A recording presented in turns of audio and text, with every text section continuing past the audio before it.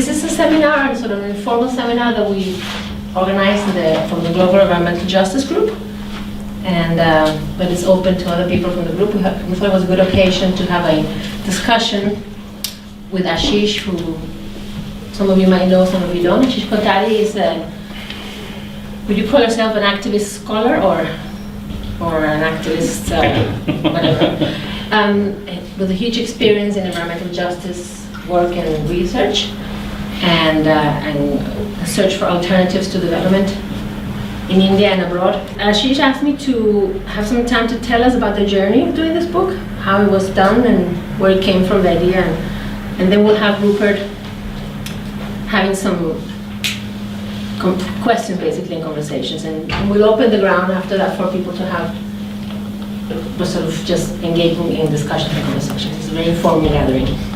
So welcome Ashish, and thank you very much Rupert for taking the task of the book. Thank you. Well, thanks for the opportunity. I think we would all probably like to be outside rather than sitting here, but these opportunities don't come so often, so it's great to be able to do this. Just maybe briefly about how this and why this book came about.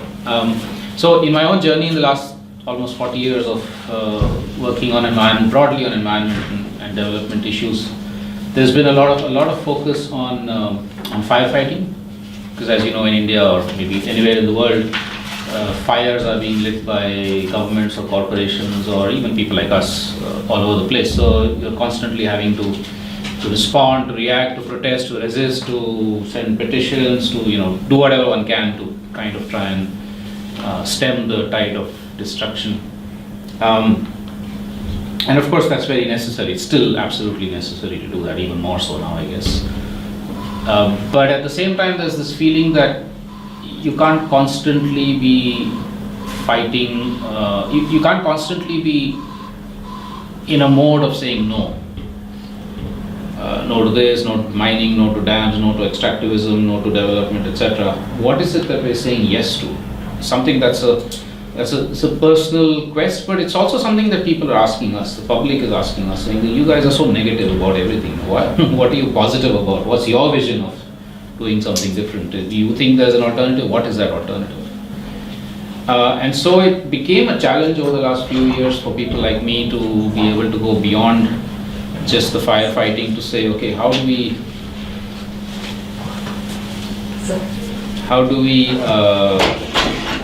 what sorts of visions can we put forward which are powerful enough to be able to challenge the currently dominant deception of development? And it seemed to those of us who were making this inquiry to say that the place to start would be not necessarily the great ideologies of the ideal or idealistic ideologies. It's not necessarily from Marxism or Gandhiism or whatever one thinks of as progressive great ideologies. Of course those are places to start, great places to start. But also the place to start would be where people on the ground are responding to crises, where they're actually saying and doing and showing different ways of meeting needs and aspirations, which doesn't trash the earth and which doesn't cause huge amounts of inequality and suffering and so on. And so a quest began a few years back for us to go around the country and look at some of these initiatives, be more engaged with them, understand them, constructively critique them, and then start to actually see if there are ways to build bridges amongst them, especially between sectors. People working on, there's a very large number of people working on sustainable or organic or biologically diverse farming across the world. There's a large number of people working on public health and community health issues. There's many people working on gender justice issues and so on, but they're not necessarily talking to each other or collaborating with each other and understanding each other's perspectives. So necessarily these movements remain somewhat restricted in their scope and in their effect. So we started a process called the Vikalp Sangam, which means the alternatives confluences, not conferences. So these are confluences where people cutting across these sectors actually manage to come together and talk for 3, 4, 5 days and then build further collaboration. And part of that also is to not just talk about the experiences and share practical experiences, but also to vision a different India, a different future for themselves and for the region. So from that emerged the idea that how about asking a bunch of very experienced people who spent 10, 15, 20, 30, 40, 50 years in their field of work, either as activists or as practitioners or as scholars or as all three put together, to sit back for a bit and envision an India of their liking. What would India look like in 2047, that's 100 years after independence, or 2100, let's say. So actually to leave behind this whole thing that modernity has given us, which is that we need to be practical, we need to be realistic, we need to be rational, blah, blah, blah, and to actually sit back and daydream for a bit, because that's something that we're always taught is a waste of time. So we actually deliberately said, no, please do this and give us a vision which is completely idealistic, totally utopian. Think of utopia as a good word, and I think it is a good word. And then, after having done that visioning and dreaming, come back down to earth and show us how to get there.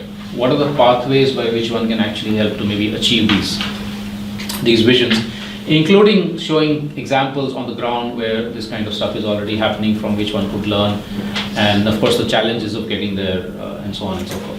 So essentially that's the brief that we gave to these authors. Quite a challenge. A lot of people found it very difficult to do it, but eventually I think most of them have done some version or the other. Some are extremely fantasy-wise, some are science fiction, some are kind of still very much grounded but talking about what should happen. So it's a whole mix of essays that you'll find there. What are we hoping to do with this, apart from using it as building muscles, weightlifting, is that we hope it will stimulate some discussions, not necessarily in the activist circles who are already kind of in some senses discussing these issues, maybe even there, because sometimes it's useful for even activists, especially those who are like myself, firefighting all the time, to be able to reflect, using maybe these essays to reflect on what their work is, and maybe think of, is the path that I'm trying to take the correct, is it holistic or not? Maybe I can do some path corrections, or at least feel more hopeful and inspired.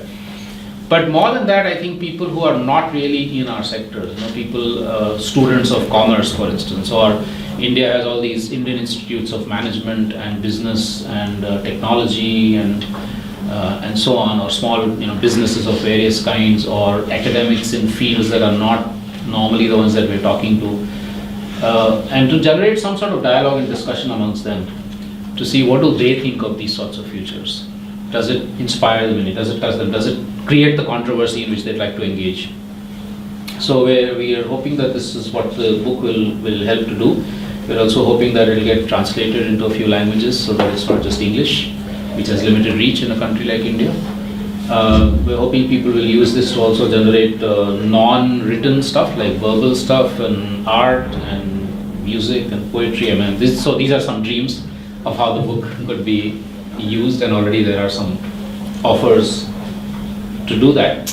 And then finally also to maybe generate some discussion about similar processes happening elsewhere in the world.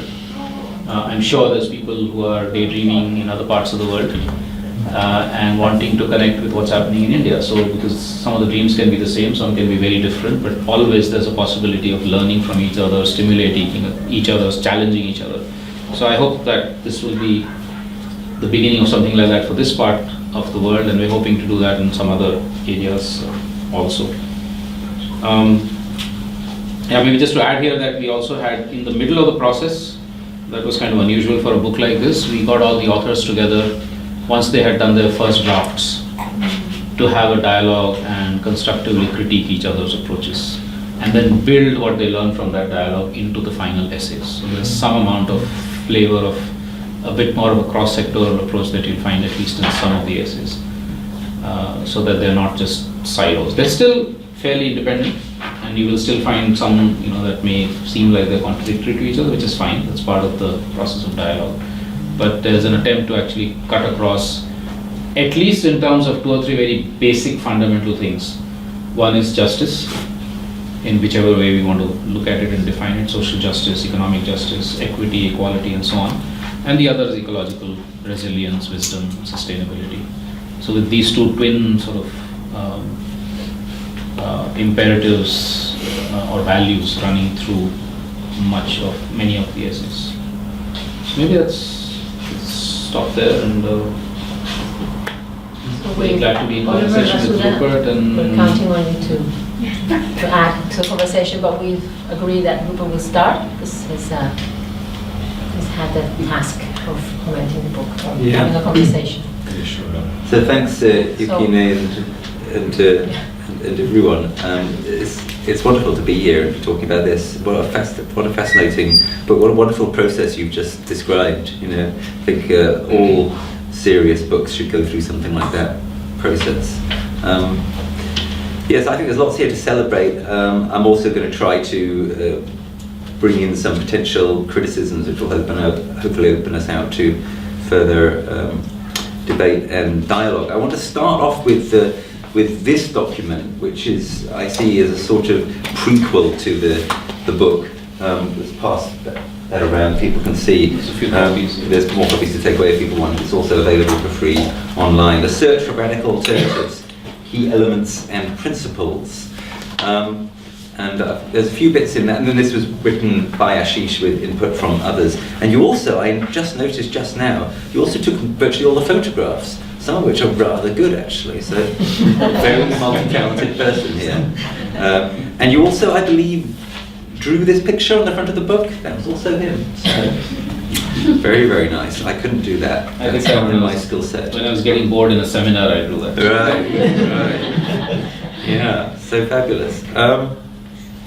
Yeah, so picking up on one or two of the things in this splendid document, The Search for Radical Alternatives, one of the things I want to emphasize that really struck me very positively about this is that in every section you have a critique of what you call false alternatives that aren't really alternatives, they don't look like they're alternatives. So to give an example, in the energy section, what may not count are expensive, elitist technologies and processes that have no relevance to the majority of people, or perhaps even large-scale centralized renewable energy projects with the same problems of access for the poor that fossil fuel-based grid systems have, and with significant ecological costs. Such an issue is a major concern with the current Indian government's large-scale solar energy initiatives. And in every section there's something like that basically saying, if I can kind of translate it into my terms, saying something like, a lot of what are presented as alternatives are really not. They're just slight tweaks to the current system, and we're looking for something significantly more radical, and that's, I think, part of what's exciting about what you're trying to do here. So the first thing I'd like to pick up in here and ask you a question about is in the section early on in this document called What is an Alternative? On page 4 of the document, we find the following remark. The community could be of various forms, from the ancient village to the urban neighborhood, to the student body of an institution, to even the more virtual networks of common interest. I want to challenge you a bit on that last one there, Ashish, because I must say I'm very skeptical about how much we can get out of these virtual networks of common interest, which are all the rage at the moment. Everyone is talking about how wonderful they are and how important they are and so on and so forth. But it seems to me a couple of problems I'd like to put to you. Firstly, these networks, of course, depend on the internet, and that brings with it various problems, including various kinds of corporate dominance, but even more basically than that, it brings with it an enormous hunger for minerals and energy. Are we 100% confident, perhaps this is an even more radical thought, are we 100% confident that actually if we're really thinking outside the box into the distant future in the way you're seeking to do, that the internet in anything like its current form can actually last and can actually be part of that positive alternative?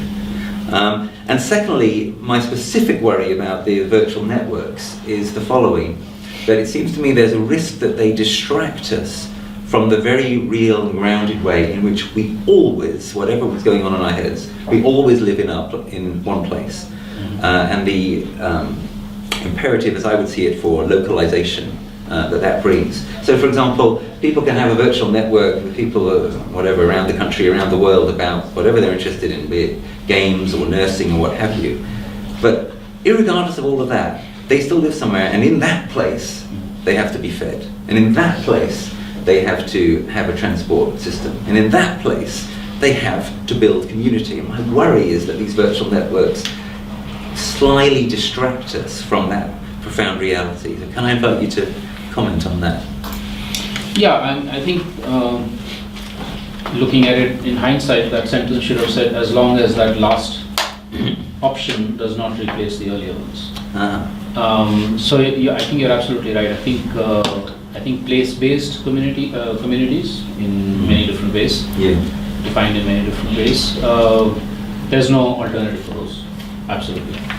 But it seems to me also that if we are also trying to tackle problems or crises at a larger level than what a place-based community could do, then at the moment at least, and for the near future, there's no alternative but to look at communications-based, larger or broader, more geographically broader level networks and communities. And it seems to me therefore that what one can think of as virtual communities, which could be, let's say for instance, 25,000 people in UK who are part of, what is it called, the SPICE, whatever, the time banking system, I forget what it's called now, do it through the internet, but they do it in a very real way as to in terms of offering free services to others elsewhere, which could be in your own local community, which is obviously very, very crucial, nothing to replace that, but also it could be somebody 100 kilometers away or across the country somewhere, or maybe even across somewhere else in Europe. And it seems to me that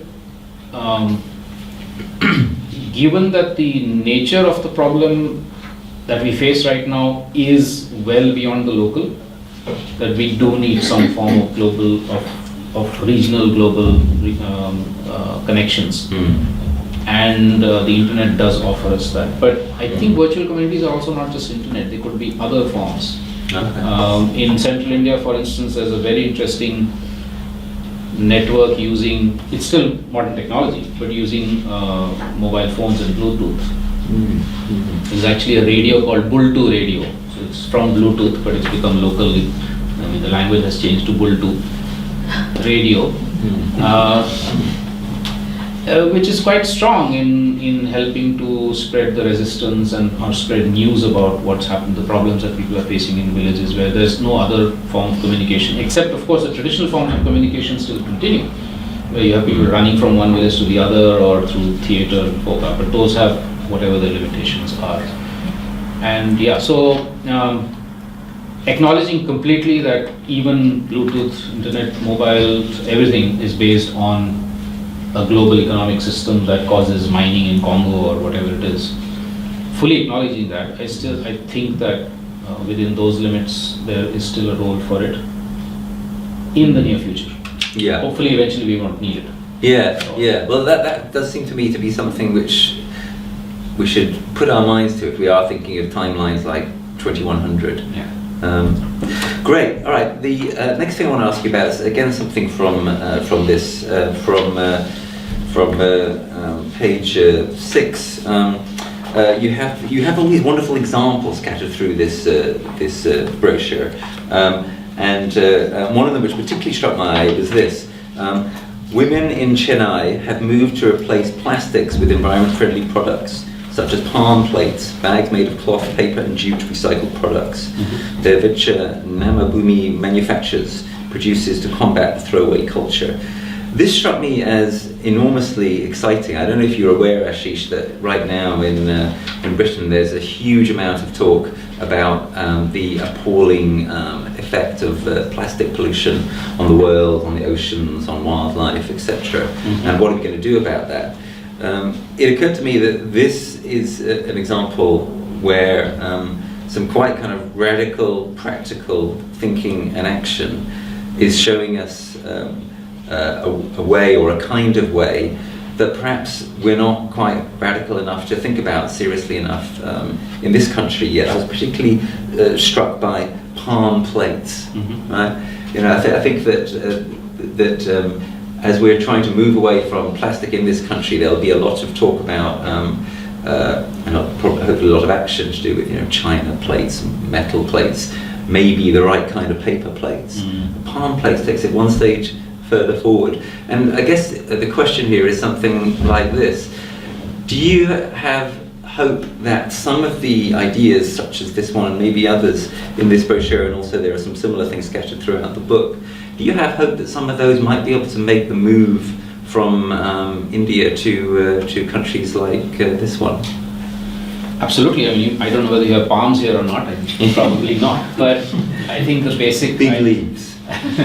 the principle of it, which is that we use nature-based products, obviously in a sustainable way, whatever that means.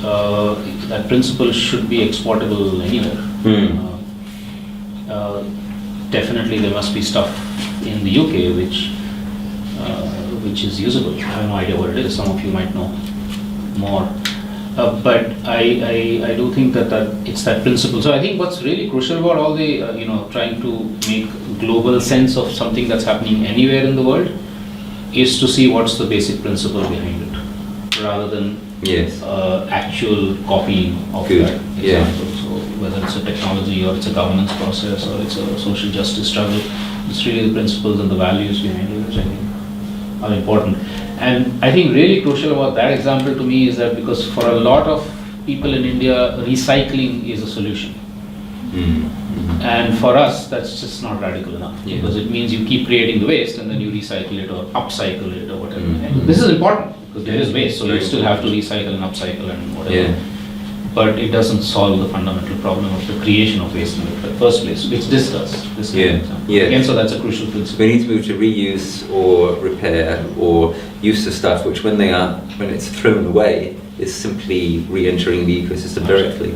Yeah, nice. Now this connects with a question I had about the book. So you've got a final chapter with your co-editor called Looking Back into the Future, which is a splendid chapter in the form of an imaginary public speech in 2100 across South Asian nations after lots of these wonderful transformations and alternatives have been realized. They're very exciting, optimistic stuff. And one of the concepts that you develop here, so it's on page 636 of the book here, you say this: in stark contrast to the early 21st century, we are now mildly envious of neighbours who are happy with less. So the kind of doctrine of enoughism here. The value of aparigraha, which we can loosely translate as being satisfied with what one has, or enoughness, having been firmly established in society's ethical framework. I thought this was very splendid, and it reminded me of the voluntary simplicity movement, which some of us have been writing about or indeed taking part in here in the West. And the question I wanted to ask you about this was this. So a moment ago I asked, what can we maybe in this country learn from these particular projects in India? The question I want to ask now is this: is there an important role in the process that you're envisaging and hoping for in a country like India for the West to show what we could very, very cautiously describe as leadership in terms of tackling the culture of excess, materialism, decadence, etc., embracing voluntary simplicity, etc.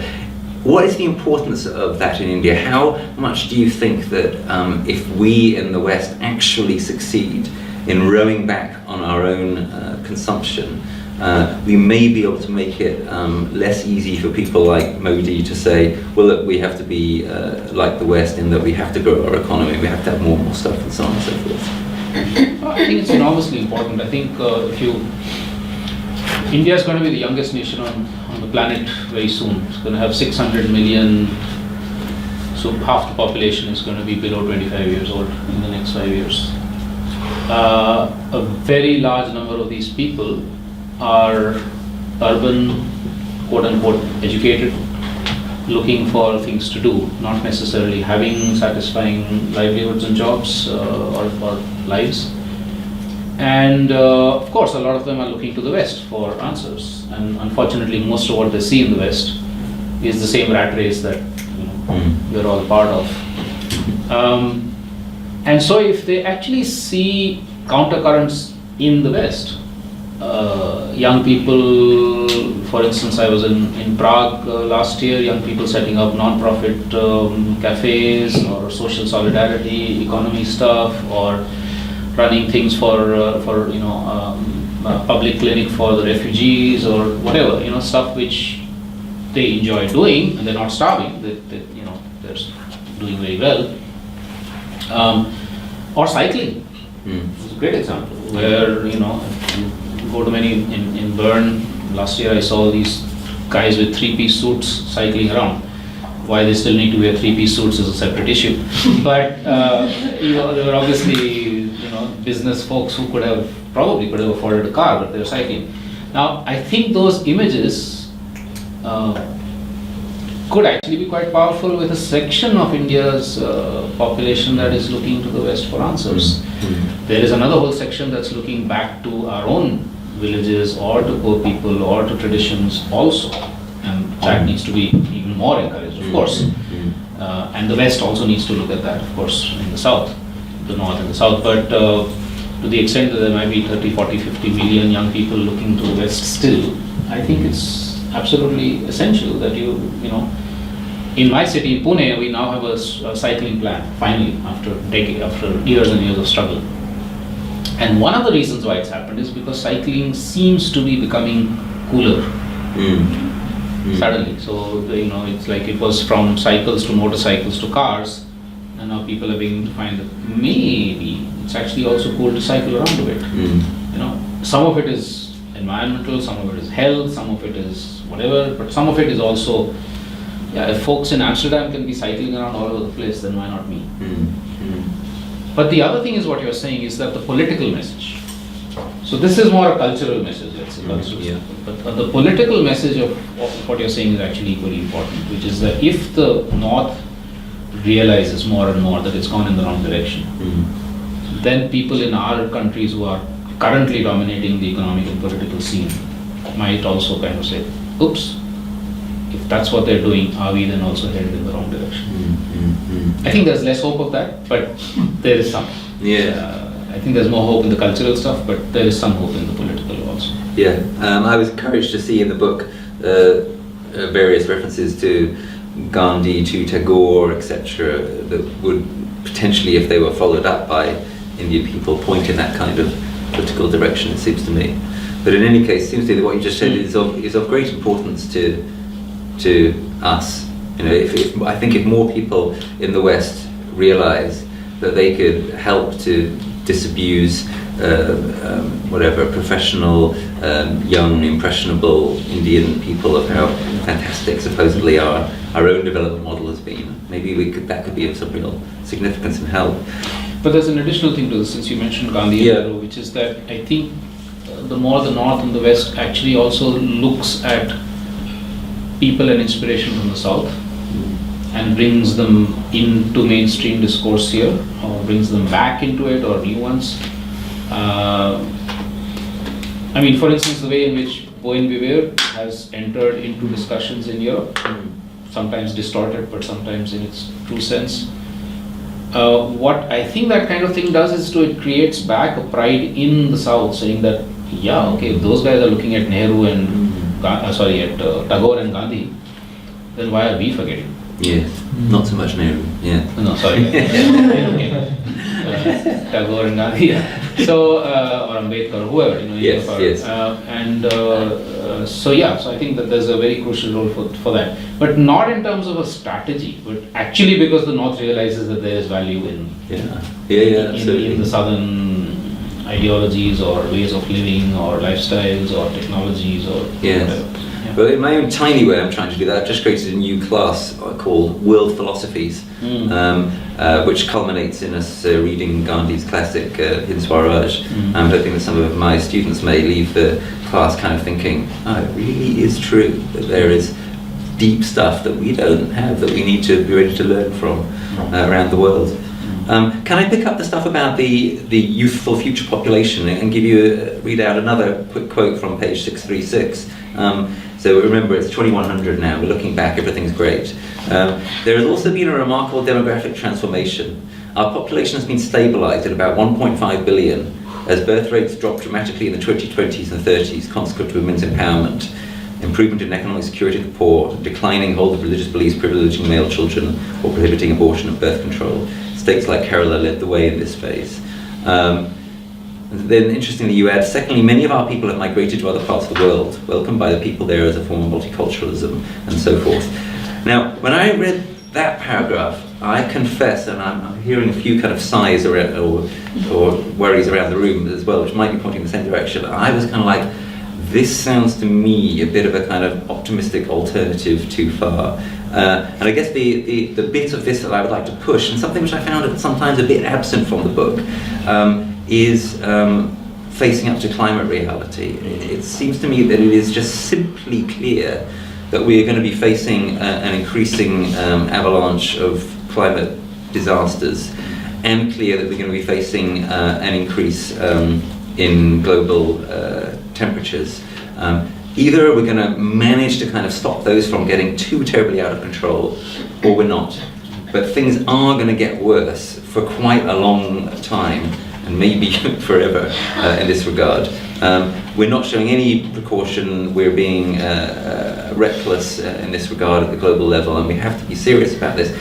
In that context, in the context, for example, of stress on food crops, in the context of some parts of the Indian subcontinent already being exposed to horrific summer temperatures, in the context of us losing most of the ice and snow in the Himalayas, can we really take seriously the idea that a stabilized 1.5 billion population is either desirable or, to put it more bluntly, possible?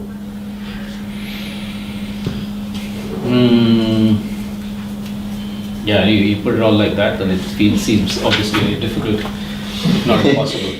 Well, I think two or three parts to the response. One is, it seems to me that we need to bring back very squarely the discussions on whether it's numbers or it's consumption patterns, or both, which are important. So can 1.5 billion people, let's assume for the moment the climate change, I'll come back to that, but let's assume for the moment that that's not on the cards. But in the current state of what nature and natural resources in the country we have, can 1.5 billion people be supported? I don't know. But it seems to me that if we actually do tone down our consumption aspirations, not to be the American way of life, but to be far more simple, it may well be possible. There is actually an old FAO study from 15 years back or something, which showed that India, if its land and resources and so on are managed well, can sustain, I think, 1.2 to 1.3 billion population. There were many assumptions in that study, and one can question them, but it's there. But note also that I was talking about migration to other parts of the world, and so hopefully at least a part of that 1.5 billion will be here or elsewhere. And in supposedly, or what could be called relatively underpopulated parts of the world. And then at some point we also receive, I know England is not quite, but at some point we also then start seeing plateauing and then a somewhat decline in population. So that's one part of the answer. Given climate crisis and the possibility that India might lose 25 to 30% of its agricultural productivity, which is what one scenario, scary scenario, is showing, that's going to be very, very, very difficult, if not impossible. So which means that this kind of thing can only happen if by 2100 the world has managed to significantly slow down warming. Which brings me to the final point here, which is not really strongly brought out in this. It's a key weakness of this volume. There's one essay on India's role in the world, the global order, but we also needed and should have scenarios of what the world could look like, which would complement the scenarios here and vice versa. And that would then, of course, include climate crisis and other global crises as part of it. Without that, obviously, this is impossible. Yeah, yes, good. My penultimate question is directly related to that. It goes back to your introduction to the book, which you and your co-editor again wrote. And here you point to the inspiration that if we're getting pessimistic about this kind of thing happening, we can take from past successes. And you say this, one has only to look at the women's movements or the struggles of indigenous peoples or of those labelled as disabled, this is page 20, or of those fighting for democratic reforms, or of those shaking off colonial shackles, to realise how much they have achieved. If the pioneers of these movements had given up on their dreams as soon as they hit the first hurdle, or even before that, by heeding the sceptics around them, we would have seen no such transformations. I think that's absolutely right, but I guess the worry I had reading that was that the examples you give are telling, and they are fairly much the kind of normal examples. People talk about struggles for enfranchisement and so on as well a lot. The examples you give don't include examples of massive, profound change vis-a-vis ecology, or for example, vis-a-vis climate. And it seems to me the reason for that is because there are hardly any. And so it seems to me that the challenge that we face is very, very tough. We can take inspiration from these things that you mentioned here, but how much inspiration can we take, given that an absolutely fundamental aspect of the challenge we now face in the 21st century, as you acknowledge in the book, is ecological, and we have so little by way of positive examples of transformational, not just minor reforms, tweaking, transformational ecological change. And that's what we need, and arguably one of the key reasons why we have so few examples is because it's more difficult, is it because it requires long-termism, it requires an escape from various forms of collective action problems and self-interest issues and so on and so forth. So, not to put too much of a dampener on things, but does that rather kind of up the stakes in terms of the difficulty of imagining that we're going to be able to actually envisage these kinds of alternatives? No, it certainly ups the stakes, but I think it's not impossible, because I think for the first time in history, possibly for the first time in history, human history, we have a sense of one world in an ecological way. Whether it's through the climate crisis, that we realize that anything I do sitting here is going to affect somebody else somewhere else on the planet, or it's through the biodiversity crisis, or the iconic image of the Earth from the moon, or whatever. In the last few decades, and especially the last maybe 2 or 3 decades, I think as a species, we have become way more aware of the fact that we are a single planet, and that the ecological crisis, therefore, is possibly our foremost crisis. This is the most important one. I don't think there was ever a time in history when we had this sense. Perhaps sages and seers from the past had that sense, but if they did, they could convey it to their followers, but there was no way of conveying it to the whole world, whereas we now have that possibility. So I think, therefore, that the revolutions coming now will have an ecological face. And you begin to see that, of course, in smaller scales, there are thousands, millions of examples where people are making that ecological shift also, including in the heartland of destroyed countries, so-called developed countries, which I call destroyed countries. So I think, or if you see it on somewhat larger scale in places like, I don't want to idealize or romanticize them, but like what the Zapatista or the Kurdish Rojava, organized on principles of ecofeminism, ecology and feminism, and radical democracy, are showing that on fairly large scale, it is possible to move in that direction. So I think if you take a combination of this feeling of one world, ecologically, one planet, and the examples, small and large, that are emerging, sprouting up all over the world, the possibility of the next revolutions being ecologically grounded are very strong. Great, and that brings me to my final question before we open up more generally. I'm sure we've given people lots of food for thought and discussion now, which is back to your looking back into the future scenario at the end of the book. You say something here which I think is very important and very interesting. I want to read out a slightly longer quote. This is from page 631. In the absolute poverty has been eliminated.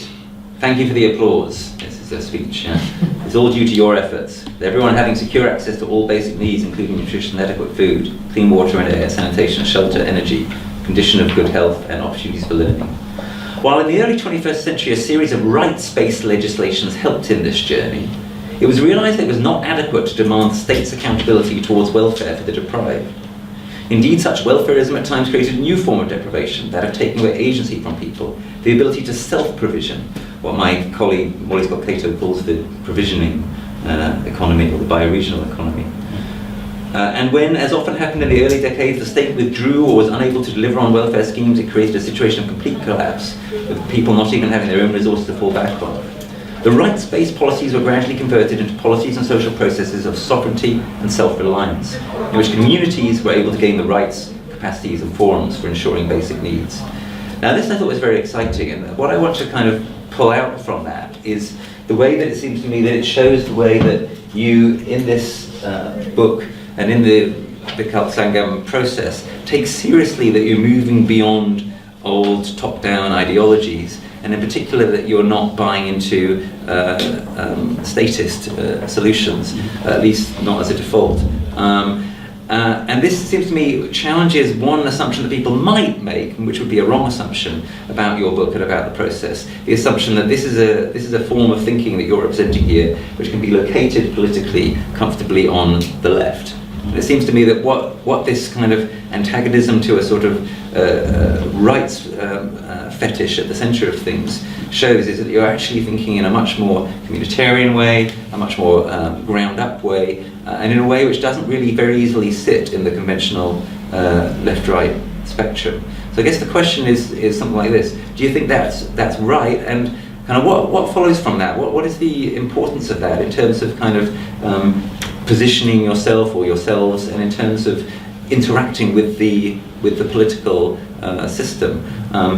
Is there a way, for example, in which we might be able to think that this kind of approach can appeal to people who would not think of themselves as on the left at all? People who might think of themselves as conservative, or might indeed not think of themselves very much on the conventional spectrum, not be comfortable with it. What's your thoughts on that? Yeah, absolutely. I think a lot of this approach comes from, like I said in the one of the early responses, is that it's not about just learning from and taking up the great ideologues of the past, whether it's Marx or Gandhi or whoever. But it's also about, and possibly even more importantly, about the wisdom and the experiences of the grassroots. Whether it's indigenous peoples or peasants or fishing communities or craftspersons or industrial workers or whatever. And people like us who are kind of struggling in our own senses wherever we are. And if one does that, then one kind of moves away from the conventional ideological divides that I think bedevil academics, and they bedevil NGOs, civil society, and they bedevil governments, whatever, which is that you're leftist, I'm rightist, and so on. And I think we have to keep doing that, because people in their ordinary lives are not living lives that are leftist or rightist, or divided into academic disciplines or government departments. They're living lives which are messy, where economics and politics and culture and society and ecology are kind of all intertwined in very messy ways or very harmonious ways. And so being able to actually talk about sovereignty and self-reliance, which is neither statist nor capitalist, being able to talk about communities, again going back to the old discussion of what communities are. Community is defined in many different ways, and each one of us being part of maybe several communities, being the ones where there is a locus of social life and political decision making and so on, is not about being leftist, nor is it only about being Gandhian.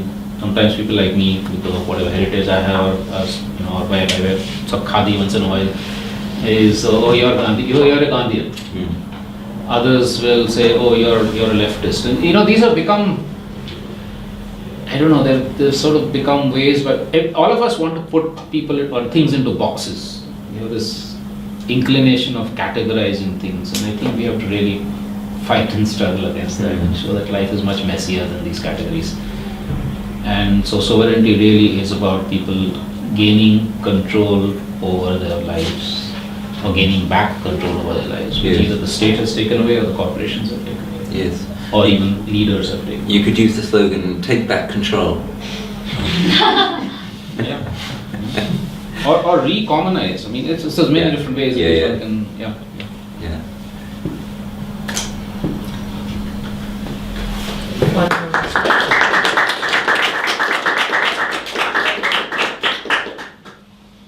We're wondering whether you have anything you want to comment? If you had a chance to look at the book.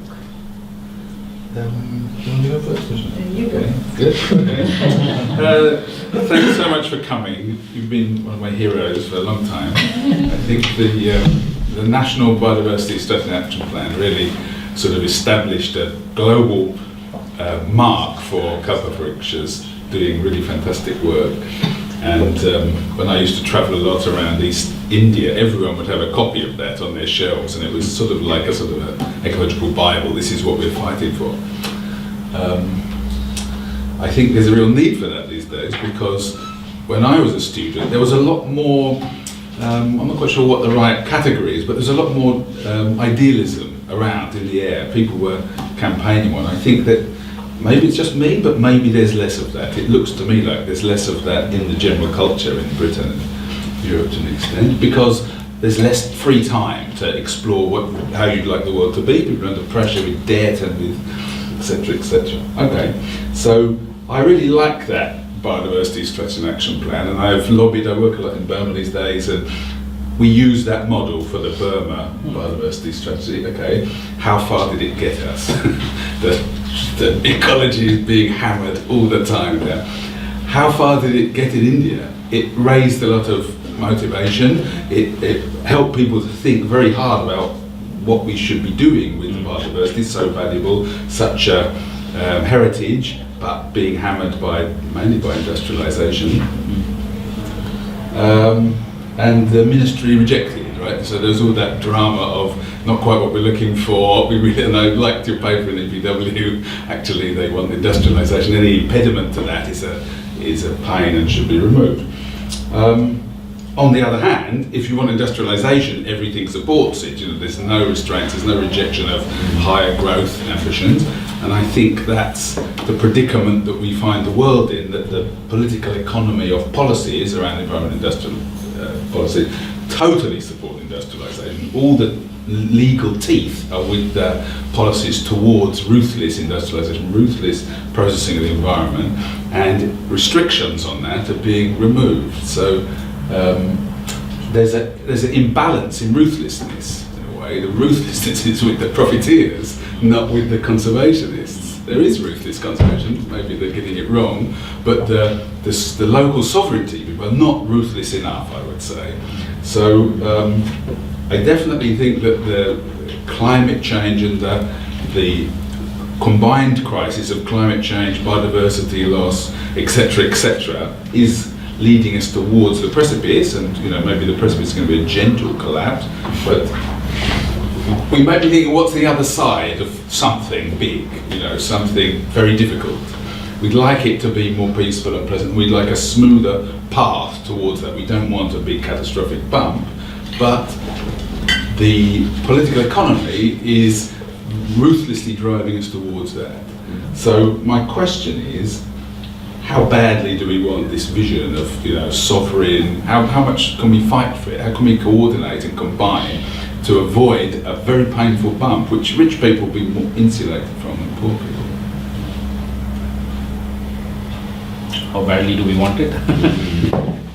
Very badly, of course. I mean, I don't see an alternative but wanting to and fighting for visions like this. Because, so sometimes when I'm told, and I think there's a quote in this earlier book of ours, roughly to the effect that, people say it's too utopian, there's alternatives, it's too unrealistic, utopian, blah, blah, blah. And what we've said here is that what seems to be an unlikely or a very difficult to reach scenario is far more preferable than the impossible dystopia that development is taking us towards. So the dreams that those guys are selling us are even more impossible than what we are trying to project here, because nobody is ever going to get to the American way of life. Most of the population of the world are not going to get there. So, or for instance, even if you look at the Sustainable Development Goals, great set of goals in many different ways, and certainly much better than the Millennium Development Goals, but they're still based on economic growth. And as I think Noam Chomsky and others actually wrote in a very open public letter, saying that if you want to reach, let's say if you want to eliminate poverty through economic growth, you're going to need at least 200 years. And meanwhile, there will be a 12-time increase in the materials and energy throughput of the world. Earth simply cannot sustain that. So even the SDGs are based on false premise and impossible dreams or nightmares. Do we have enough clout to push these visions? No, of course not. We don't, not yet. But this is where I think it makes it really important for us, first of all, to be adventurous enough to have such visions and not get caught in, oh my God, this is not going to be possible, so let's think of doing something. Let's restrict ourselves to recycling and creating a greener economy and so on. But secondly, much more interface and networking amongst the people who want these visions and who are actually showing that they're possible on the ground. There's not nearly enough of that happening. So it seems to me any of us interested in making these visions possible need to get involved much more in facilitating that networking, that interface, that cross-cultural learning across the globe, and whether we do it as academics, showing the potential of all these things, whether we do it as activists, we do it as practitioners, we do it as politicians, we do it as media people, as arts persons, whatever. We just need to do much more of that, believing at the core of our hearts that it is possible to get there. Ashish, do you see a sort of broader platform for these alternatives? And in the past, I was thinking, reading Naomi Klein's latest book, No Is Not Enough. She gives the example of the LEAP manifesto that she was part of in Canada, which may not have sort of achieved huge amounts so far, but the sort of inspiring part was that you had unionists, you had feminists, you had environmental campaigners and so on, all somehow coming together with quite different interests often, but they did eventually achieve some sort of red lines, in our vision, these are the lines we won't cross and so on, and found that sort of collective set of preferences. Is that something that you see happening in India and elsewhere? In India, it's still at a very early stage. I shouldn't claim too much credit for the Vikalp Sangam, the Alternatives Conference process, because it's kind of just beginning, but that's one of the many processes where people are trying to come together, as I said, not just to share practical experiences and collaborate on practices, but also to vision, and then to challenge those who are currently making policies that the current set of policies have to significantly be altered, but also to provide strength back to grassroots initiatives and communities that they are the ones who are making the change, so that we're not dependent only on policy for that change to happen. So, I mean, something like the LEAP Manifesto in India over the next 2 or 3 years, there's actually a move right now of something called the convergence of movements, which are movements not just on alternatives, but on resistance to destructive development, movements on things like religious intolerance and hatred, which with this government is significantly increased, movements on artistic freedom, movements on media freedom, etc., freedom of dissent and speech. So there's a whole bunch of these, or workers' movements, which have come up in the last few years, and which are now beginning to see common cause on a common platform. So this convergence of movements could well be something, and part of that will be bringing out people's agendas. That a people's agenda on food sovereignty, for instance, or a people's agenda on water, or a people's agenda on political governance, or a new economy, is what hopefully will emerge from a process like that. But again, we need to do this not just within each country, but across, so that it also becomes a more global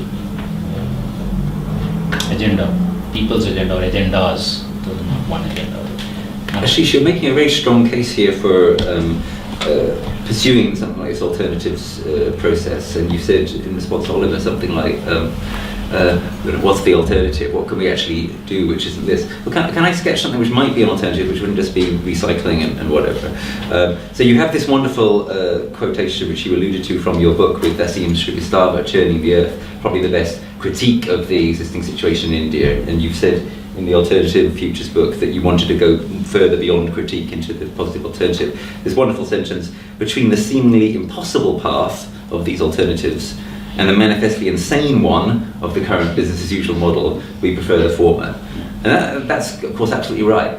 But if we actually take seriously that seemingly impossible path, we can't exactly bet on it being successfully achieved. And if we factor into that things like the things that Oliver was alluding to, and just how bad the climate outlook, for example, really looks, wouldn't it also be irrational to bet all your money on the seemingly impossible path being successfully trodden? Wouldn't it be rational to think we had better put also quite a lot of resources, as it were, quite a lot of energy into preparing for the worst, into preparing for a collapse which might not be smooth or partial, and into trying to kind of turn some of these alternatives not so much into a way we can make this society into a better society with 1.5 billion people or whatever, but into a way that some of these things can survive through the coming disasters. What would be your thought about that? Yeah, I mean, so in this book, I think we sketched 3 scenarios.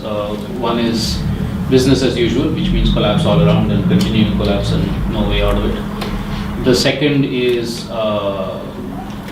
reforms, and those reforms help to kind of delay the collapse, but not to actually completely avoid it. And the third is either a rapid or a slow path to a radical ecological democracy.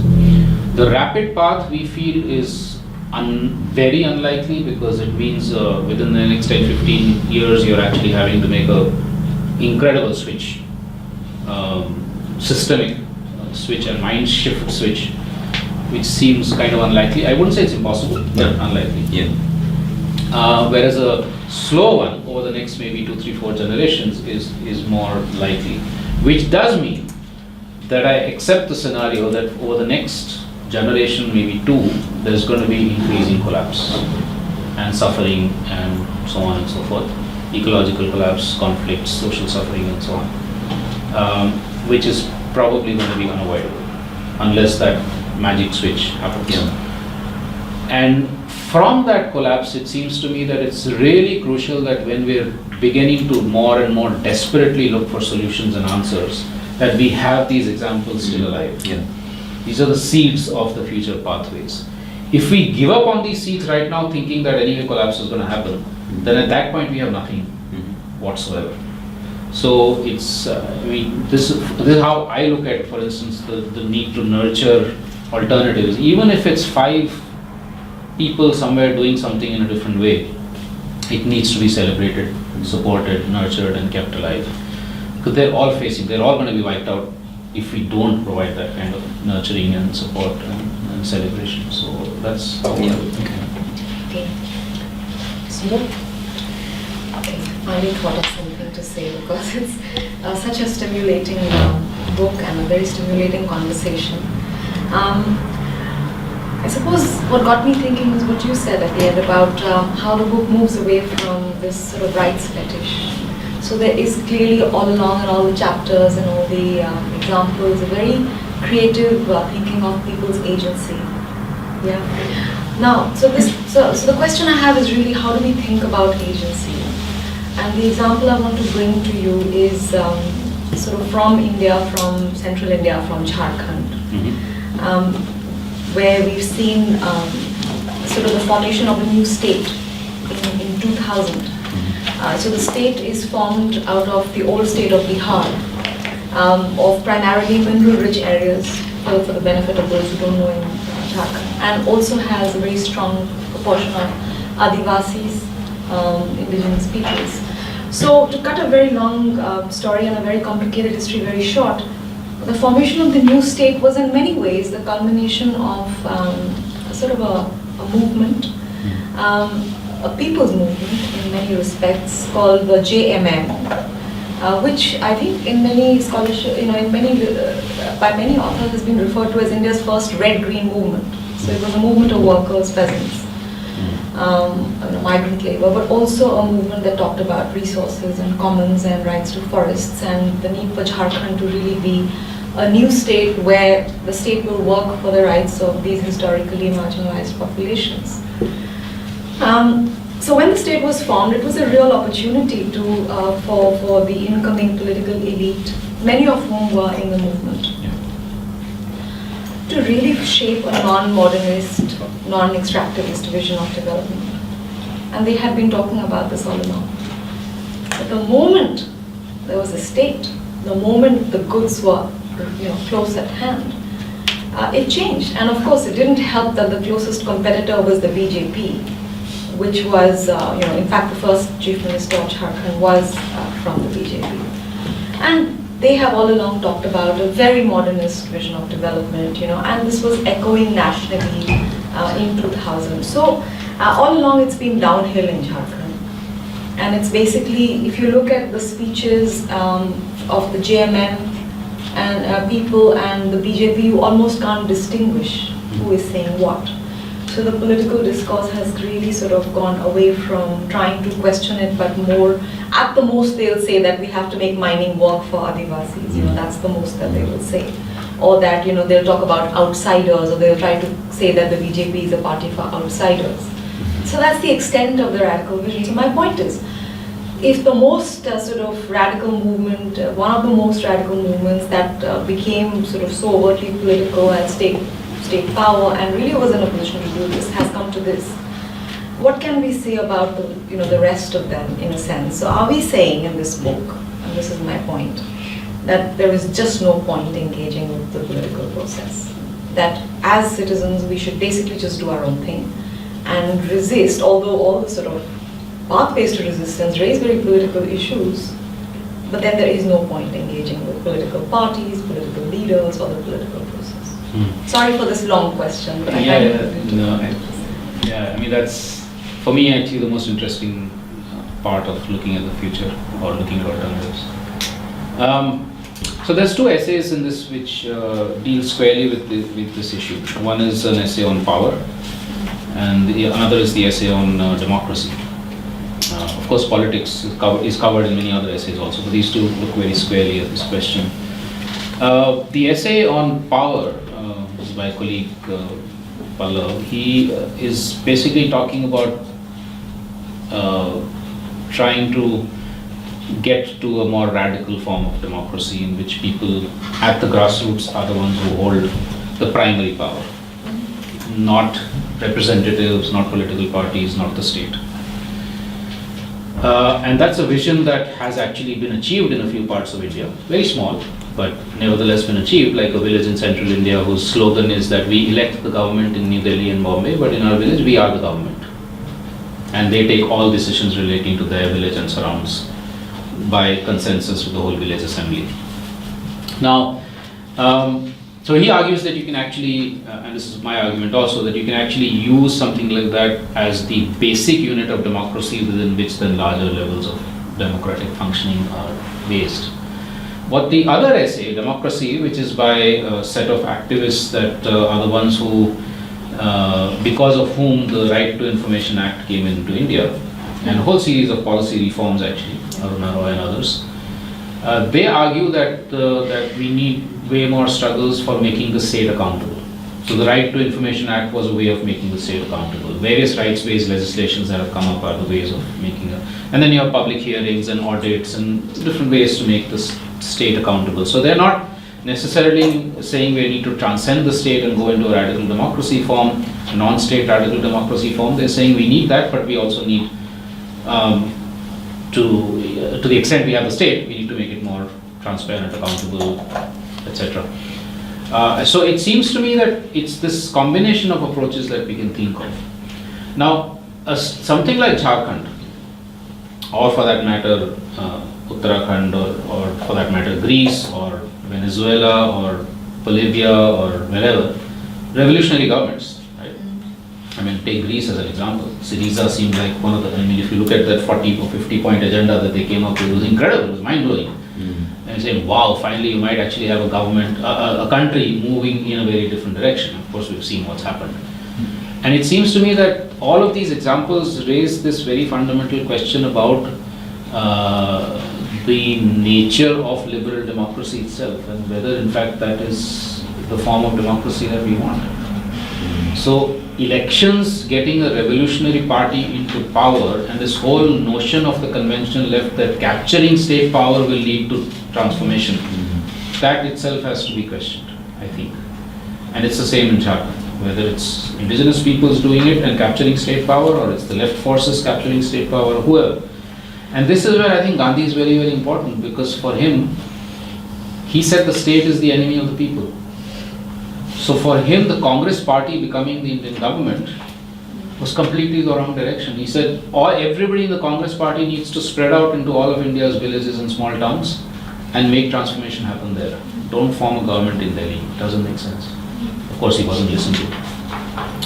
So I think, now this is of course a much harder vision, obviously, because transforming power on the ground and making people even aware of the fact and be self-confident about the fact that they can self-govern, as also make the state more accountable, is I think that's the biggest mind shift that needs to take place.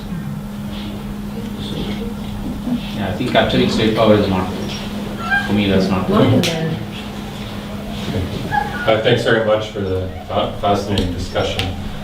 Question about caste and the systematic oppression from someone who's never been to India. So caste, yeah. Yeah, and the systematic oppression of other groups. And if there is any sort of prioritization of the many topics that you cover in this future, and there's 36 chapters, I think 2 of them have to deal with the caste system, if I've skimmed through it properly. Does that mean that the caste system and that systematic oppression that I understand is so deeply ingrained in India can be just considered alongside all these other issues? Because it would seem to me that a social and cultural revolution would be required first before anything else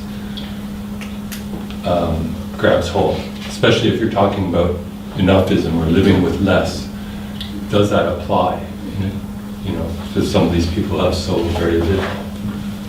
And again, it's from a very ignorant position. Yeah, I think that's a great question.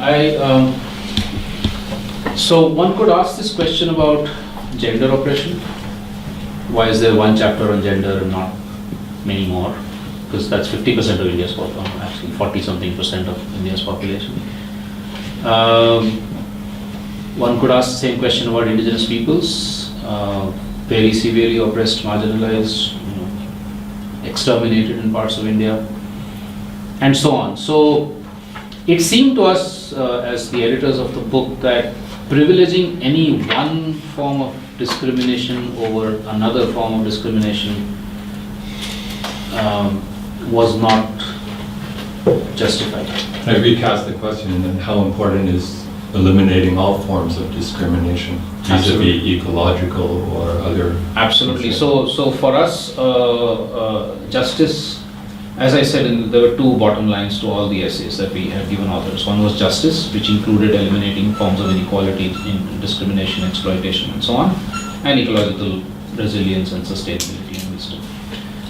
And so therefore, you will find that actually many of the essays talk about, even though they may not squarely deal with Dalits and casteism or women and gender discrimination, etc., they try and bring those perspectives in. So, for instance, if it's a section on health or a section on biomass-based rural economies, they try and bring in the notion that these need to be far more oriented towards those who are currently disprivileged, whether it's women or it's Dalits or it's landless, etc. So I think the attempt was to have a focused chapter on each of these forms of discrimination or discriminated people, but also a cross-cutting theme running across many of the essays, so that you get the in-depth kind of thing, but you also get it so as a more wider approach. And if India is going to look better in 20 years or 50 years than it does right now, how important is dealing with that issue first? Or can you prioritize? Or do you just push on every single front? Yeah, I mean the without initiatives. strategizing? The initiatives that we have understood that are happening on the ground, many different pathways. Some of the initiatives have started with environmental degradation as a form of environmental injustice, let's say, as something that is the most immediate thing. And then from that have got to issues of social discrimination. I'll give you an example. It's an example that's mentioned several times in the book, but especially in the food and agriculture one, is this group of 2,000, 3,000 Dalit women farmers in Deccan Development Society in South India, in Andhra Pradesh, where they started off with the whole issue of food scarcity in their houses. That was the motivating force for them. Bringing back agricultural sustainability into their fields, then starting to argue about food sovereignty, and then from that also tackling issues of gender discrimination and caste discrimination. So in these 30 years, you see a journey that's traveled several different things, but they started with food scarcity. Other places, another example given in this book is a place called Kutumbakam, where a Dalit village head was elected as a village head because there's reservation for the Dalit caste. When he became that, the first thing he tackled was the discrimination, the housing discrimination that Dalits were facing. And actually argued for collective housing between the different castes. One of the few places in India where you now have that. And then from that went into economic and other kinds of things. I think there's many multiple pathways, but certainly without, at some point or the other, tackling casteism and gender discrimination, the solutions will remain very, very imperfect. At some point, but not right now. No, at some point I mean that you can start with them or you can, have them somewhere along the way, but they need absolutely to be tackled. It can't be more. Yeah, I would only say that it's not always necessarily the starting point. That's what I'm trying to say. Okay. Thanks. First, back and then again. Hello, sir. So, first of all, thank you so much for bringing all. I have not read the book, but from the gist of it, I think something that, as young conservationist from India and an environmentalist from India, I think bringing hopeful works across the India itself is something for us to look forward to. I think that, okay, you know what, things have been happening, What's so your we name? should. What's your name? Sagas. So something that we should look up to and say that, you know what, like we are the next future, and we have to fight for it. And second thing was the image itself, because I saw some of the wildlife still left in 2100, especially with the young ones. And I think that gives, as I already said, hope for us, and which I strongly believe. That brings to my first question. Lots of questions. Anyway, first question is, India's population is growing. Consumption rate will grow. At the same time, we have some of the most amazing wildlife anywhere on earth. And that brings up to us to a system where there's interaction and leading to a conflict between wildlife and conservation. How important now is that we have to deal with the philosophy of living with wildlife more important than before. I truly believe that there should be a cultural change for conservation rather than just pushing into a scientific knowledge. How important do you think so that the younger generation should speak out to keep that culture of resilience, of living with nature, to keep this treasure that we have in India? Very, very important. I think way more important than the so-called science of conservation. Because one of the reasons why you still find, as you would know, you still find lots of wildlife in India is because of the cultural factor. Yes. It's nothing to do with official or scientific conservation at all. There's a tolerance, there's an acceptance of damage. There's, farmers will have 30% of their crops damaged, they'll still not go out and kill. That's breaking down, but that's what's crucial. And it's breaking down for many reasons. One is that people are actually getting more and more economically squeezed. So 30% loss of your crop is, could endanger your survival as a farmer. The second is people have switched from a lot of the older cropping patterns to new crop. I'm just talking about agriculture as an example. From older cropping patterns to new cropping patterns, where it's far more commercialized and you're thinking much more money, and so then any loss becomes something that you don't want to tolerate. The third, and I think the most important reason, which has happened since colonial times, is that nature is increasingly seen as government's property.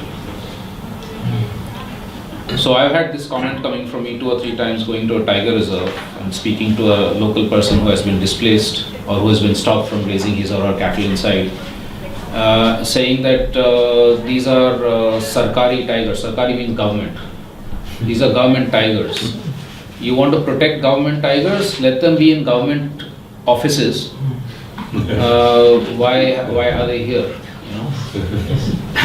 And the opposite of that, where communities have either retained old conservation practices or have brought them in new. A lot of our work has been on community conserved areas in India. We have hundreds of cases where people have actually brought back this sense of belonging to the ecosystem and the ecosystem belonging to them, where if a leopard does come and eat my goat, but because I'm involved with and have reconnected with that ecosystem, I say that's fine. I'm taking from the forest is taking from me. People even accept human death. But otherwise, you actually get this situation where if there is still that, if that alienation which has happened since colonial times has continued, then people will go and demand compensation. They will sit on agitation saying that you're not compensating us, blah, blah, blah, take your tigers away, take your leopards away. And so I think really the cultural phenomenon, the cultural expression of coexistence becomes really, really crucial. Either you bring back what was the ways in which it was expressed, or you have new forms of expression, which is there. In Nagaland has been incredible. So Nagaland is this case where World War II onwards, because of the introduction of firearms, what was traditionally a hunting practice became extremely destructive. So virtually all wildlife was eliminated in many parts of the state, as you know.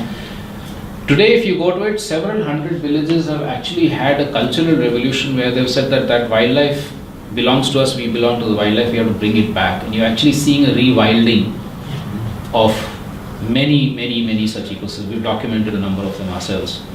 How did that happen? Because young people in these villages and elders, leaving aside the middle generation which has caused a lot of the destruction, but the elders who knew what it was like, and the younger generation which has perhaps, also learned some new stuff on ecology or whatever it is, are getting together and saying we need to bring the wildlife back. So I think, absolutely. Cultural ways of doing it are the most important. And that's why exclusionary conservation is not going to work. The kind of work that Oliver does and we've been working on, it doesn't work at all. It's a wrong approach. So I just wanted to say that I was part of the Amur Falcon project. Okay, right. Yes, I mean, that was truly something inspiration for me also when I went worked on it. Yeah, thank you, sir. A couple of more questions later, maybe. You can also continue on email later. Yeah, sure. Hi. I love. Oh, okay. Sorry. Yeah. I love what you're saying about confluence and the bringing together of concerned people in whatever area that might be. Do you have any examples where a confluence has triggered a movement, has triggered a mass movement? And I'm just thinking of technology and just whether there's any examples that come to mind in India where we've actually seen that become explosive. Explosive. In a good way. Yeah, I know. The conferences I'm talking about are too recent for that to happen. That's just 3 years. The process is just 3 years old. But I think for instance, the alliances of people's movements. There's something called the National Alliance of People's Movements, which has come together from the whole anti-dam agitation and then many other such protest and resistance movements around the country, where that kind of confluence has certainly created the inspiration for far more resistance to take place, to start with. Just the confidence that you can resist the state or you can resist development projects. That has certainly increased significantly because of those kinds of confluences that have taken place. From that, the ability to then say, okay, what next? Once we've stopped a dam or a mining project, what next? How do we live our lives better and in alternative ways? That is the confluence that we're trying now. And I think that's going to take some time to see how that works out. But there are some examples, for instance, crafts. So the ability of craftspeople to come together in confluences and to actually show that even in the midst of a highly industrialized or industrializing economy, you can actually revive, regenerate and create dignified livelihoods based on traditional crafts has sparked a movement in some parts of India where in fact crafts have come back. There is a revival that is taking place. So I would say yes, there are some examples of that which are also on the positive. But I think maybe it's good to see, let's ask this question 10 years from now and see whether the alternatives confluence kind of process is able to create a much larger explosion of alternative initiatives. I don't know. Let's see. That's the hope. But it's definitely happened with the resistance. Yeah, my question actually follows on quite nicely from that. In fact, it's sort of inspired by the two halves of the title. I haven't actually read the contents of your book other than the contents page when it's passed around before. But Alternative Futures and India Unshackled. So the first question is about futures. I've done a bit of work on urban futures recently, and it seems to me whenever you talk about the future, you've got to frame it either in terms of a utopia or a dystopia in order to envision something that you are either fighting against or fighting for. It sounds like you've taken the utopian option here, but my question is, is there a sense of how you get from the present to that future? What's the pathway that arrives you at that India in 2100? And that's where the second half, I think, becomes relevant, which is, what do you mean when you say India Unshackled? Because one view of India Unshackled that I'm seeing at the moment is unshackling almost its own colonial aspirations. I work on climate change, I'm doing some work on coal mining, and increasingly it's India which is driving coal mining in places like Australia and Indonesia and other parts of the world. So in that sense, the fate of India is the fate of the world, because if we don't have a rapid transformation, which you were suggesting earlier is probably unlikely in India, then we lock in a generation of just in that sector coal consumption, which will then lock in coal consumption in Southeast Asia and East Asia and so on. So in what sense do you want to unshackle India? I'm assuming it's not in that sense. No. Let me get the second one first. The title was deliberate. There's an earlier book by a well-known Indian called India Unbound, Rupert, and he argues that India's economy is ready for massive explosive takeoff.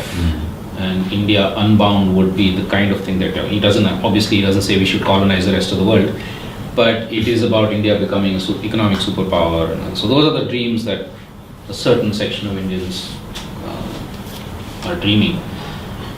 We definitely don't mean it in that way. We actually think that those dreams are the shackles. That India becoming an economic superpower, or India developing to the level of Europe and the US, or India becoming completely so-called modern society, modern rationalistic market-based society. Those are the shackles, the intellectual, mental, emotional shackles that we are bound by. But there's also a second set of shackles which comes to us from some parts of the past, which could be the caste shackles, the gender shackles. So it's really things that are the inequalities and the discriminations from the past, what you were talking about, are in that sense also prisons of various kinds. And so the unshackling we're talking about is breaking through both of these and creating therefore a society which is based on basic values of cooperation, diversity, generosity, rights with responsibilities, autonomy, freedom, etc., etc., which would unshackle us from all the counter values that either the dominant society and economy of modernity is telling us, or what some arts aspects of the past are telling us. So that's the way we try to look at this unshackling. Isn't that dual aspect really crucial in relation to what Mark was asking earlier? So you were telling me yesterday, for example, about the way in which, perhaps understandably, a lot of Dalits after Indian independence moved down the route of a kind of, well, we need to embrace modernity, we need to embrace industrialization, a sort of India unbound. And you're saying, well, hang on, that there's a sense in which that's jumping from one set of shackles to another. Yeah. Absolutely. So, I mean, for instance, we have something called the Dalit Chamber of Commerce. Okay, and that's a set of people, Dalits, who are arguing that the only way out of the shackles we've been in, the caste discrimination we've had to face, is to industrialize and urbanize. Which is to some extent also what their leader Ambedkar was kind of saying, but he was saying it in a much more nuanced way, which today gets simplistically thought of as being, we abolish the villages, everybody moves into towns and cities, becomes anonymous, and therefore loses the discrimination that we face. And that's simply not happened. I mean, you take the last 60 years of urbanization and industrialization, very, very small percentage of Dalits have actually benefited from it. But it creates those dreams. So if some Dalits can become a chief minister and some Dalits can become rich with their own industries, and it creates a dream in this 95% that, oh, we can also reach there. And it's a very dangerous dream. So, yes, so therefore it's the double shackling which both that have to be tackled together. We cannot talk only about ecological sustainability and so on and so forth without talking about the discrimination. We can't talk about the discrimination unless we're also talking ecological sustainability. And discrimination, not just the Dalits, but also if the Dalits move out through industrialization, and if that's going to displace 100 million indigenous peoples from their lands, then that's not a solution at all. So yeah, I'm glad you added that. So it's this dual thing which has to go hand in hand. So that's what. In terms of the utopia, the pathways. Yeah, so I think some of these essays do try and deal with that in some amount of detail, because as I said, that's the challenge we've given them. They do the dreaming, but then also come back down to earth and show us the pathways. It seems to me there are 3 or 4 kind of broad themes that emerge in this. One is that we have examples of alternatives in each of our sectors. We need to do much more to document them, showcase them, make them known, and network them so that they actually become a bit more of a critical mass than they are right now. So all these little micro things becoming the force for a macro change. That's one very crucial thing. That happens not necessarily as physical networking, but also just inspiration from having heard a really wonderful story of a transformation, like the one I just spoke about, the Dalit women farmers. That has become such an inspiration for other women farmers or other small-scale farmers elsewhere in the country to say, well, they can do it, why can't we? And that then creates the ripples for a larger change that happens. That's one crucial thing. The second crucial thing, I think, is not just the practices and being able to network the practices, but also the imaginaries, which we've tried to do in this, which is to say that let's also think of how do we change the language itself, how do we change the language of dystopia to utopia, how do we change the epistemologies that we work with, how do we change the ontologies, the ways of knowing, the ways of being, respecting the fact that there are various diverse ways of knowing and being, and bringing them back into the discourse and creating narratives of hope and inspiration. Yeah, and always these two things going together, the practice and the visions and dreams going together. The third crucial thing, which is, let's say, a pathway, is of course policy shifts. So an interesting one is organic farming. I mean, hundreds of thousands of farmers across India showed that even in the heartland of green revolution, chemicalized agriculture, they could practice organic farming. From that, the pressure built on governments to change policies, and we now have 16 out of 33 states in India that have organic farming policies or programs.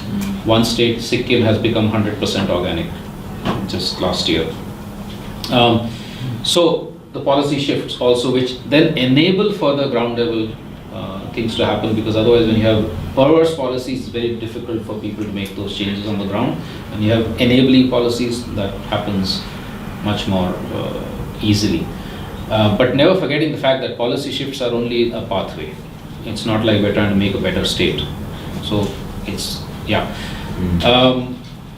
What else? So at least these 3-4 things that, and I think, the last thing I'd like to say here is, I think a very crucial pathway here is recreating in people the self-confidence that they can make the change happen. Over 200 years or 300 years, people have got so used to the state doing things for them that we have simply forgotten that we have agency. We spoke about agency, that we actually have agency to make the change happen and to do things on the ground, and at least for all basic needs to be able to self-provision within a certain locality, a certain area. Recreating that self-confidence, to my mind, is really possibly the most important change that has to happen, the pathway that has to happen. But there's much more in pathways in the book. Related to, this issue of agency, and you talked about the need for sort of changing beliefs to some extent, and I wonder what your sort of view is relating to religion, and perhaps Hinduism in particular. An example being when we were students in Bangalore last year, and talking to some women who migrated into Bangalore from rural areas, driven, from our understanding at least, by a sort of rather brutal combination of climate change, debt, and underpinning that discrimination because they were Dalits and so on. So they ended up in domestic service, living under tarpaulins in a slum in Bangalore. And some of our students sort of asked them, how did they interpret how this had happened to them? How did they understand that? And their answer was unanimous and quite forceful. It was God's will. It's nothing, they didn't see it as, okay, they might have understood that there was some dry years which led to crop failure and this and that, but they understood it through the caste they were born into. So I wonder, I suppose that this relates to some of the earlier discussions, but can you really build that agency without first, seeking some transformation in the fundamental belief systems that disempower people? So again, I think I see it as a simultaneous process. Whether you're a Hindu or a Muslim or whatever religion you belong to or don't belong to a religion, the fundamental politicization that needs to happen and does not happen either because of religion or for whatever the reasons you're actually told that this is what your fate is and this is what you're born into and accept it. That politicization, I think, can only happen through movements and mobilization that is happening on the ground. So there is a whole set of other Dalits. In fact, there's a whole new Dalit leadership that's coming up, which is simply not accepting anything that Hinduism has told them, or any other religion has told them for that matter, nor is it accepting, interestingly enough, nor is it accepting what Rupert was talking about, which is that industrialization will be the solution for everything. They're actually talking about access to land, they're talking about access to economic assets and so on. This is especially in Western India. And it seems to me that set of women, for instance, that you mentioned, and this movement need to get together to have a more, let's say, politically nuanced understanding of why they're in the situation they're in. So actually challenging the orthodoxies of religion is as much part of this transformation as anything else. I don't say fundamentals, but the orthodoxies of religion. Because I think the fundamentals of all religions, I'm not religious myself, so that's a disclaimer. But the fundamentals of all religions, I think, are actually about basic values, ethical values. So when we sometimes say you're a fundamentalist, sometimes so-called Muslim extremists are called fundamentalists, or young people who kill themselves or commit, or whatever, set off a bomb, are called radicalized youth. all wrong terms, because if you actually were fundamentalist and if you were radical in the sense of going to the roots, then you'd be talking about generosity and living together and coexistence and blah blah blah. And there is, within each of the religions in India, there are people who are actually questioning the orthodoxies and saying this is not what our religion is about. And if you look at secularism in India is not about anti-religion, it's about saying that we respect all faiths. And we also respect those who don't live by any faith as a religious faith. And that form of secularism, which unfortunately has got very severely distorted, is what I think would also create this more politicization, I would say, or cultural transformation within the religion's fold also, to first of all respect all other faiths and religions, and secondly to question the hierarchies and the fatalism or whatever it is that. So you want alternative interpretations rather than alternatives to religion in a sense. My personal belief would be alternative to religion, but I think in terms of pathways we also need certainly alternative interpretations of current religions. I would tend much more towards spirituality and ethics rather than religion. Religion has its own hierarchies and dogmas and so on. But we're not going to have a society which is going to magically transform into being non-religious and spiritual. So we need those pathways of transformation within the religions also. And there isn't nearly enough in India, which is why we're in the crisis right now, where a certain set of Hindus are defining what Hinduism is, and a certain set of Muslims are defining what Islam is, both very, very hardcore, and therefore the conflict. And it's not a conflict between Hinduism and Islam, it's a conflict between this small set of so-called leaders on both sides. And there are others who need to challenge them and say that I'm also a Hindu, but that's not my notion of Hinduism. I'm also a Muslim, but that's not my notion of Islam. And we're now getting some Muslim women leaders who are beginning to say this. And I think that's fantastic. Yes, I suppose that's a very example of, a religious or spiritual disempowerment as an example of empowerment, isn't it? That someone else could just as easily pose. So, it could be that their religious understanding of their situation could be used for empowerment just as much as it could for... And in terms of building community, which is one of the first things that Rupert raised, that would be a common example. But in skimming the book, I did notice one chapter by someone called Pantakar, where he says we have to get rid of the illusions that religion creates. So maybe take a harder stance against all of,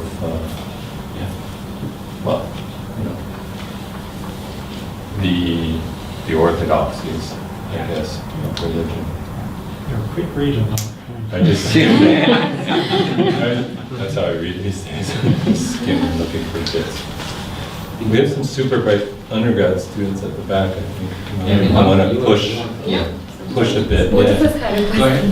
Yeah, it's kind of been touched on by everyone else, but I just wonder, with so much kind of diversity in people's knowledge systems and spiritualities and ways of thinking about their environment and their communities, what does that look like when you're expanding these kind of grassroots, small-scale projects onto the macro level? And what do the interactions between these communities look like? I don't know if that's something that you can answer or... No, I think that's actually a very important question, because India has 800 living languages.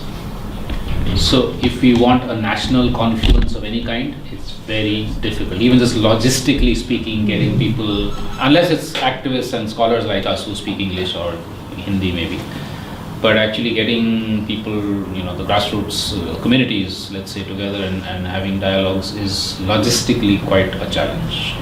But it's possible, and it has happened. There was, for instance, some time back, a language confluence, where I think 2,000, 3,000 people from, about 60, 70 languages came together and they managed. So I think it's really the spirit with which you do things and the time that you spend. If you're going to have a one-day conference, it's not going to work, but if you spend 5 days together, it works. So one has to then have that pace of of dialogue also is very, very crucial. The same thing with cultures, the ways of doing things. And like there's a huge cultural divide between the academic way of doing things and the activist way of doing things and the village way of doing things. So again, the same thing. You say, okay, you have 15 minutes for your presentation. You get an Adivasi, an indigenous person coming in. It doesn't work.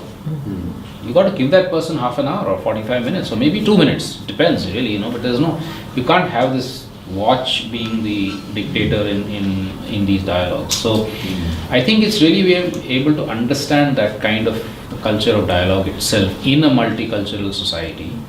That is absolutely crucial. Even things like food become very important. What food do you give when you have a 4-day confluence bringing these different peoples together? What's the food that should be given? Becomes very important because people want to feel identified. They want to feel that their cultures have been respected and so on. So it's complex. It's very, very, very complex, but it's possible. So I had a question about the young India that we're heading towards. I mean, the kind of people who will be running the country in, say, 20 years or 50 years. I'm actually quite scared because, I mean, I grew up in India and I haven't read the book, and I've only been watching interviews that you've given and things like that. But I feel like I've had a very privileged education, and the connect I have with nature, or the fact that I'm studying environmental sciences internationally, because I couldn't do it in India, because I have an arts background. It's like, these complications are there, but the fact that I'm able to do this, I don't see it anywhere else. And you were talking about migration as well, and we have a lot of people who will be living in cities and nobody wants to farm anymore and things like that. How important do you think education is in rural areas? Because throughout the country, education in rural areas is mostly glorifying living in the city or the English language or eating certain kind of foods and things like that. But if there are programs that let urban people go to, for example, Teach for India, go to rural places and teach underprivileged kids, if that's even allowed as a word. But I'm just wondering, is this fear valid that the right kind of people will be? Are there enough people to take the country forward in the right way? As of now, no. Or even if they're there, we're not seeing them. So I think you've touched on perhaps one of the most crucial long-term interventions we have to make, which is in the education system.